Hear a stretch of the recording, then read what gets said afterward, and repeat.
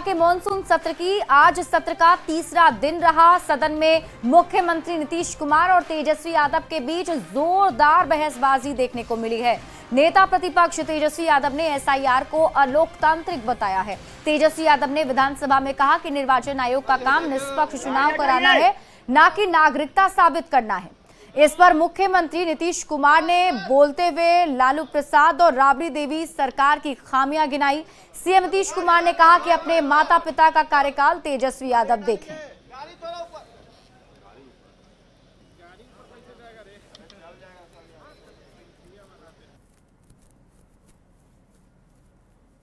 सुरक्षा बलों के बीच हाथापाई की नौबत आ गई और ये तस्वीर जरा देखिए, कश्मकश अभी भी जारी है। यहाँ पे तमाम जो विधायकों को यहाँ से को काम करना चाहिए था, वो ये काम नहीं कर रही। इसका हम इस सदन में हम खंडन करते हैं और ये सच्चाई है महोदय। मतलब चुनाव आयोग का ये कहना है कि हम जो है कंप्लेंट मिला कि बाहरी वोटर आ गए हैं या बाहर के अंदर आ गए हैं, ये उनके न्यूज़ के सूत्रों से मिला। शर्म की बात है कि अभी भी इतना बड़ा ड्राइव एसआईआर का चल रहा है और इलेक्शन कमिश्नर अब तक जो है प्रेस कॉन्फ्रेंस करके अपने पक्ष को नहीं रखे हैं और सूत्रों से खबर मिलती रही है। 2003 में ये ड्राइव हुआ था महोदय, जब अटल जी की सरकार थी। उस समय 1 से 2 साल लगा था इसको करने, और अब ये जाकर के हो रहा है। यानी इन बीच में 2025 और 2003 के बीच में कई चुनाव हो गए। यानी हम मान लें कि नीतीश कुमार जी मुख्यमंत्री बने हैं तो वो फर्जी मुख्यमंत्री बने हुए हैं। अगर नीतीश मोदी जी का चुनाव हुआ तो वो फर्जी मुख्यमंत्री बने हुए, या हम जितने विधायक हम भी चुन करके आए हैं तो वो फर्जी वोटर से बात ही बोल रहा है। अरे काहे के लिए बोल रहे हो? जब उम्र तुम्हारा कम था, तुम्हारे पिताजी 7 साल मंत्री थे और उसके बाद तुम्हारी माता 7 साल मंत्री रही, आज तुम मुख्यमंत्री रहे। और उसके बाद क्या उस समय की स्थिति है? अगर चाहोगे तो पहले क्या था और उसके बाद से जब 20 साल हुआ, हम तो 9 महीना नहीं भी रहे, हमने दूसरे को दे दिया। और सारा का सारा बीच में 1.5 साल आप लोगों को भी किया, लेकिन आप लोग भी ठीक नहीं कर रहे थे तो छोड़ दिया। अब हम लोग जो साथ में रहे शुरू से, अब उन्हीं के साथ सब दिन रहेंगे। सीएम नीतीश कुमार ने कहा कि महिलाओं के लिए आपने क्या किया है। पटना तक में कोई शाम को निकल नहीं रहा था। हमने मिलकर जहां कहीं भी कमी थी उसे पूरा कर दिया है। हमने महिलाओं के लिए काफी कुछ किया है। हम लोगों ने 50% आरक्षण दिया है। हमने मुस्लिमों के लिए भी काफी कुछ काम किया है। अरे 2-3 वो महिला है, अभी बताओ कि पहले कोई महिला को कुछ दिया था? कोई महिला को दिए थे? अरे हम ही ने 50% किया। बैठो ना, कुछ किया? अरे इसकी माता थी तो उसी पर ना बोल रहे हो? क्या है?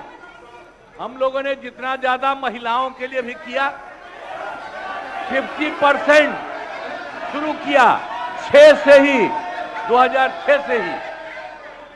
और कितना ज्यादा महिलाओं के लिए किया। तो बिहार विधानमंडल के मानसून सत्र का आज तीसरे दिन भी कार्यवाही जो है हंगामे की भेंट चढ़ गई। सदन के बाहर और भीतर विपक्ष का हंगामा जारी रहा। बिहार विधान परिषद की कार्यवाही शुरू होने के पहले सदन के बाहर विरोधी दल की नेता राबड़ी देवी काली साड़ी पहनकर सदन पहुंची थी और इस दौरान विपक्ष के विधायकों ने जमकर नारेबाजी की और सरकार से मतदाता सूची पुनरीक्षण को वापस लेने की मांग की है। खंडों को सदन के समक्ष रखता हूं। प्रश्न एक खंड। सीएम नीतीश कुमार के बोलने के बाद बिहार विधानसभा में आरजेडी विधायक भाई वीरेंद्र की एक टिप्पणी के बाद अध्यक्ष नंदकिशोर यादव ने गहरी आपत्ति जताई है। क्या कुछ कहा है आपको दिखाते हैं। वीरेंद्र जी, सुना मेरी आप? नहीं, ये गलत बात है, ये गलत बात है।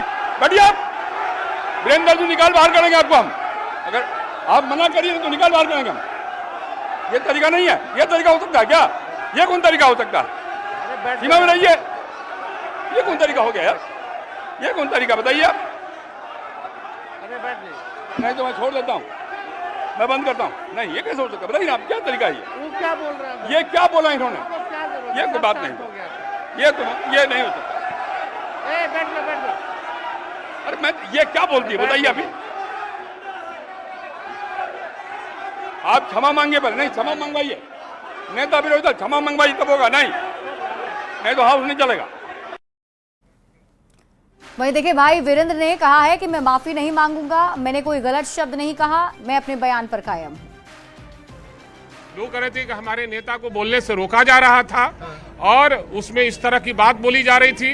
भाई वीरेंद्र के रहते हमारे नेता को नहीं बोलने देगा तो भाई वीरेंद्र को जितना दुश्वार हो जाएगा। अच्छा, तो वो लोग बोल रहे हैं कि आपको माफी मांगना होगा। कैसे माफी मांगना पड़ेगा? काहे को माफी है?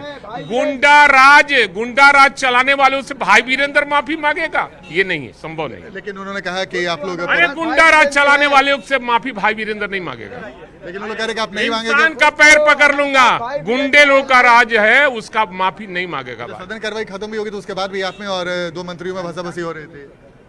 नहीं, हमसे बहसाबसी नहीं हो रही थी, हम तो टुकुर टुकुर देख रहे थे। नेता प्रतिपक्ष तेजस्वी यादव ने भाई वीरेंद्र का बचाव किया है। उन्होंने किसी का नाम थोड़ी लिया, जो उन्होंने कहा उसमें कोई गलती नहीं थी। अगर भाई वीरेंद्र जी ने जब हमको अगर टिप्पणी करके अगर डिप्टी सीएम बोला कि कैसे बोल रहा है, क्यों बोल रहा है, क्यों बोलेगा, तो भाई वीरेंद्र जी ने तो ठीक ही जवाब दिया। किसी के बाप का थोड़ी है सदन, ये सदन जनता का सदन है, जनता के लिए है, तो इसमें आपत्ति की क्या बात है? उनका नाम तो नहीं लिया इन्होंने, ना उनके पिताजी का नाम लिया। तो जो इन्होंने कहा उसमें कोई गलती नहीं थी। नेता विरोधी दल बोल रहा है, अध्यक्ष महोदय समय दे रहे हैं, तो who is he to speak?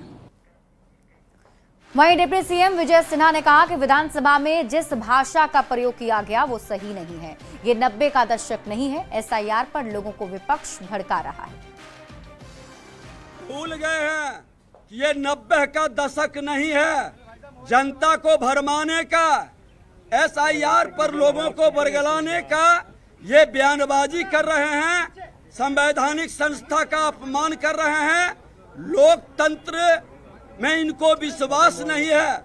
मुख्यमंत्री ने तो साफ कहा कि 2 दिन के बाद सदन खत्म होगा, चुनाव में जाइए, जनता मालिक है, जिसको जनता आशीर्वाद देगा आइए, उसका ये विरोध कर रहे हैं। और जिसका बाप का है, ये शब्द का उपयोग पर हमने कहा कि माफी मांगिए। ये माफी नहीं मांगना, ये जंगल राज वाले लोग गुंडा राज का प्रदर्शन सदन के अंदर और सदन के बाहर कर रहे हैं। तेजस्वी यादव ने सदन में उन्हें बोलने से रोकने पर डिप्टी सीएम विजय सिन्हा पर तंज कसा है। उन्होंने कहा कि सदन में अगर विपक्ष नहीं बोलेगा और अपनी बात नहीं रखेगा तो कौन बोलेगा?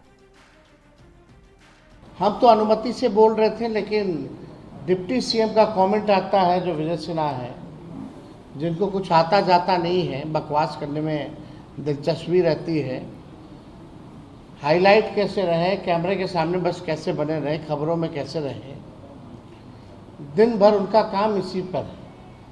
और उनका बयान आता है कि यही बोलता रहेगा खैली, कितना बोलेगा, क्यों बोलने दिया जा रहा है।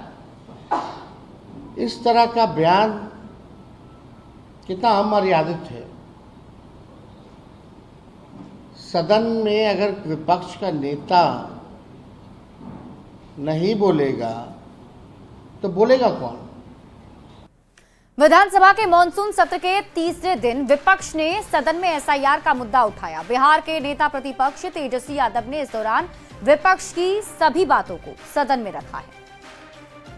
एसआईआर पर जो है चर्चा जो है कराई जाए, और कल भी हम लोग जो है स्पीकर महोदय से बाहर भी मिले, हम लोग सदन के अंदर मिले और अपना प्रस्ताव को पूरे विपक्ष के लोगों ने रखा।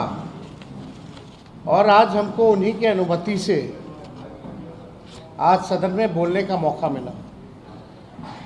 हम लोगों ने अपनी बात को रखा एसआईआर को लेकर के, चाहे टाइमिंग का सवाल हो या डॉक्यूमेंट का सवाल हो, या जो बिहार के लोग जो पलायन करके दूसरे राज कमाने खाने गए हैं उनकी जहाँ तक बात हो, या जो इलेक्शन कमीशन का कल लगभग 55 लाख लोगों का उन्होंने अनुपस्थित पाया, या सुप्रीम कोर्ट ने जो इलेक्शन कमीशन ने हलफनामा जो दिया, उसको लेकर के हम चर्चा कर रहे थे, अपनी बात को रख रहे थे।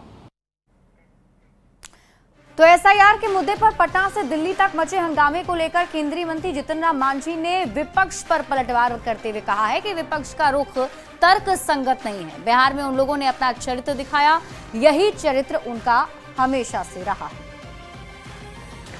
देखिए, हम व्यक्तिगत रूप में भी कहते हैं और ऐसा लगता भी है, कोई भी तर्क संगत उन लोगों का विरोध नहीं है।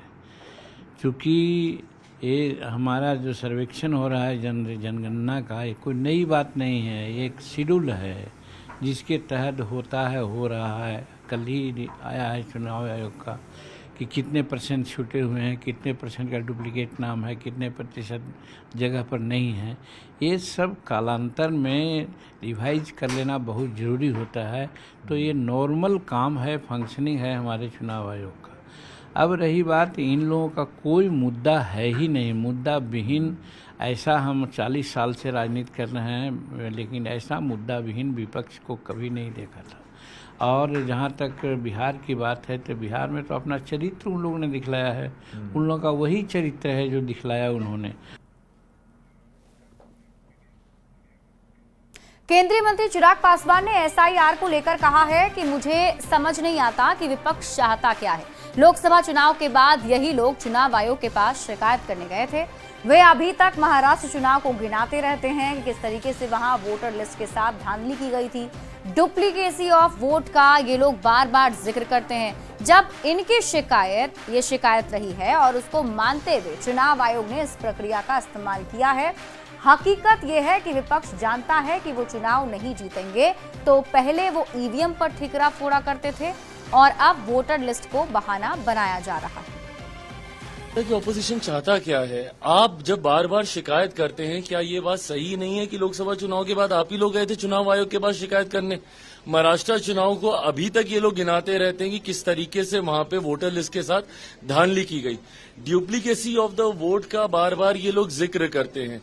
तो जब आपकी ये शिकायत रही है और उस शिकायत को मानते हुए चुनाव आयोग ने इस प्रक्रिया का इस्तेमाल किया है, जहां पे एक इंटेंसिव रिव्यू किया जा रहा है, जिसके माध्यम से इस बात को सुनिश्चित किया जाए कि जो वोटर है, जो अधिकृत व्यक्ति है, सिर्फ वही मतदान का इस्तेमाल करे। और यार रुक एक छोटे